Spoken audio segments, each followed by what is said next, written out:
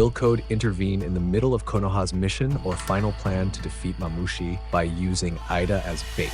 And that means, is it time for Code? Yeah, that's at least a brief title or topic for us in the next few minutes.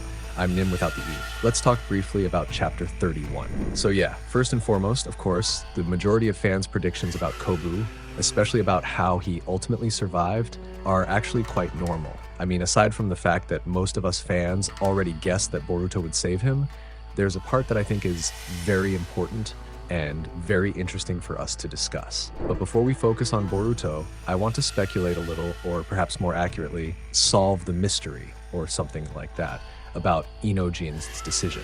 And of course, this also applies to Koji. As we have seen and predicted before, Chapter 31 was officially released. Inojin is the only character who will determine Shikamaru's fate in the future.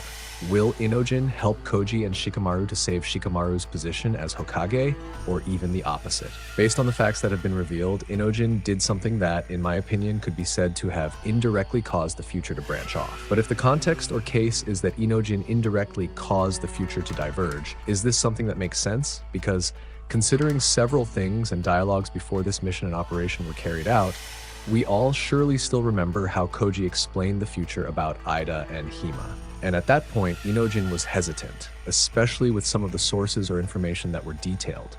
Because, of course, at this point, Inojin only got some, or more accurately, the minimum and briefest information possible. Inojin didn't get enough clues or hints to satisfy him and even make him truly believe that every decision Koji made was 100% absolutely correct. Yeah, you know what I mean, right? Because, of course, considering the fact that Inojin didn't get that much information and such information could cause the future to branch out, then what about Inojin's decision to betray Koji by saving Kobu's life? Was this just a coincidence, or did Koji know about it? So far, there are probably two most reasonable answers to this case. Either Koji himself knew, or it was a coincidence, which is certainly difficult to accept. As a first example, if we assume that Koji himself knew that Inojin would do that and stubbornly protect Kobu, Koji deliberately let everything happen. Because if we look at his pattern of thinking, Koji is not the type of person who acts without calculation. If he did know about the possibility of a branching future due to too much information being given to Inojin, then the decision not to stop Inojin could be part of a bigger scenario. It could be that Koji realized that the only way to keep the main timeline stable was to let that small betrayal happen. On the other hand, if this wasn't Koji's plan, then the second option is far more terrifying, meaning there are variables beyond Koji's predictions. And that means his ability to read or anticipate the future, which we have always considered to be almost perfect, actually has a loophole. If that's the case, then Inojin's decision to save Kobu isn't just an emotional act or even a coincidence. Rather, it's the starting point of a new future that even Koji himself can't control. And that's precisely where the danger lies. But for the sake of argument or speculation, what if this was Koji's doing? I mean, it could be considered a coincidence.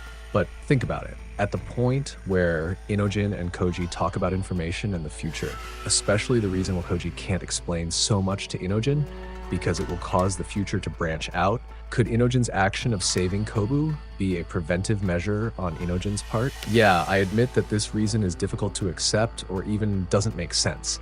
But what if Inojin did the opposite of what Koji said to prove the future outcome? And again, I know this sounds ridiculous, but what do you guys think? And still talking about this case, honestly, after I read and tried to understand every little part or something like that, to share the information I got from each chapter that was released, so far Chapter 31 is really mind-blowing. I mean, I really feel like this doesn't make sense, especially how would the plot twist work if Koji could forcefully release Inojin in a simple way when Inojin refuses to leave Kobu's consciousness? Because try to notice and think about it. At the beginning of Chapter 31, we see how Mamushi was ready to attack and even kill Kobu. And at that point, Koji had previously managed to provoke Mamushi through his toad, especially how we saw Koji through the toad, like shouting or something, for Inojin to immediately release his jutsu. Why didn't Koji snap his fingers earlier instead of waiting longer? Because of course I really didn't expect that a snap of the fingers could restore and force Inojin's soul back into his original body, and also restore Kobu's soul or consciousness to his original body as well. And as I said, I think Chapter 31 is really quite confusing. But of course, it's also very interesting for us to discuss, right? So what is the reason and why? Wouldn't it be that if Koji could have forced Inojin back into his original body earlier, he should have been able to save Kobu faster? Yeah, what do you guys think? And next, still in the same case. After Mamushi almost succeeded in burning Kobu's entire body, and Sai and Shikamaru were also seen running to save Kobu, at the same time we also saw how Boruto came and saved Kobu. And regardless of the truth of our speculations in the previous parts, the part I noticed at this moment was in the dialogue between Koji and Boruto. And yep, it's all about whether Boruto's arrival and rescue of Kobu was a coincidence. I mean, did Koji know that Boruto would come and save Kobu? To answer this, there are two possibilities. But before that, a disclaimer. Perhaps in the manga, Koji's answer sounds like it's hanging, especially when Koji states that you might not consider this answer. In other words, regardless of whether this answers Boruto's question or not, based on his personal opinion, Kobu should have died. And again, what does all this mean? What does Koji mean by saying it's just a personal opinion? Because, as I just said, in this scene, Koji's answer really does sound like it's left hanging, right? So in short, Boruto's arrival and saving Kobu cannot be entirely considered a trigger for a changed or divergent future. Is that right? But at least these two answers or reasons might be relevant. First, Koji actually already knew Boruto was coming. If we are consistent with Koji's predictive abilities so far, then it makes perfect sense that Boruto's arrival was not a coincidence at all. Koji could have already seen a future branch where Kobu survived because Boruto intervened at the last second. That's why he looked calm and didn't panic. It's even possible that Koji deliberately let the situation worsen because he knew that his saving grace was locked in on Boruto. In this scenario, Koji didn't fail to control the situation. He was actually directing everything to stay on the most advantageous path. Second, Koji doesn't know, and this is completely outside his predictions. The second possibility is even more interesting and dangerous.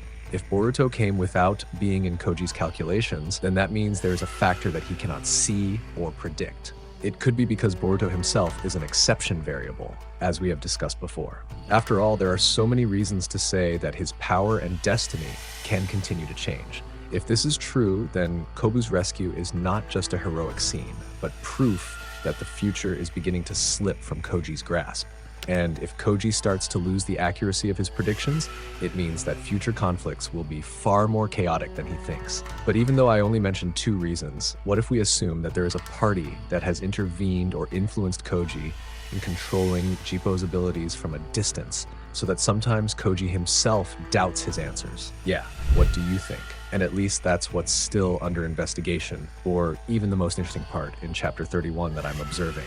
But of course, if that's all I discuss, it doesn't mean this will end and there won't be any other interesting parts. But at least, if you enjoy this video, help me push this video to 100 likes. I'm Nim without E. See you in the next video.